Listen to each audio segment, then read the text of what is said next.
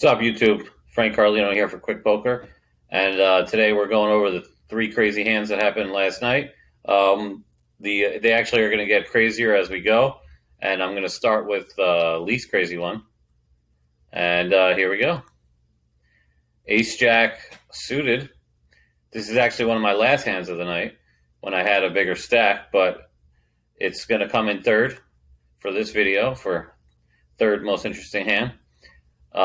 This guy up here, almost 200 big blinds, makes it 30. I think I'm ahead of his opening range, so I'm going to have to 3-bet to 115, and then he calls. So when the flop comes 9, 4, 8, 2 diamonds, I'm actually going to check, which seems like a mistake after the fact, but I want to be able to realize my equity, and so in case he has something like maybe a set that he's going to raise me if I bet, I just want to check so I could check call.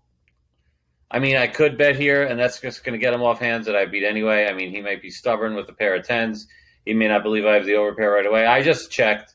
We could look up it on a solver what I should do. Probably should be betting, but I checked, and he checks back. So now I got to start betting. So I bet half pot, and he thinks about it for a while and just calls. So now I don't know where I'm at. I want him to bluff his 10 jacks, his queen tens, his queen jacks, stuff like that. I don't have a pair anyway, so I don't think I can get value by betting.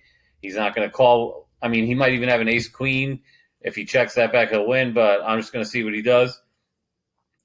And then he goes for the half pot bet.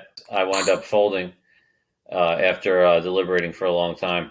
I actually think he might have bluffed me, because see how this 6 comes? That would add, if he has a 10 in his hand, that would add a 7 as one of his outs, because then if he had a 10 in his hand, a 7 would also give him a straight along with a jack if he had a hand like queen 10 or something. I think I might have made a bad fold there, but we'll never know because we'll never see it. But I'd like to know what you think in the comments. I think ace jack high might have been good. He raises under the gun. I 3-bet, and we actually see a really small 4-bet. So he comes in for the min 4-bet. And I just call. The flop comes ace high. So let me explain something about ace high flops in 4-bet pots. His range is very condensed to aces, ace king, maybe ace queen sometimes, kings, queens, jacks, stuff like that. So even though a pair of aces is just one pair, when you have ace king and the ace hits, it's good like so much of the time, maybe like 97% of the time. I don't know the exact number, but most of the time it's going to be good because of how condensed his range is from the 4-bet.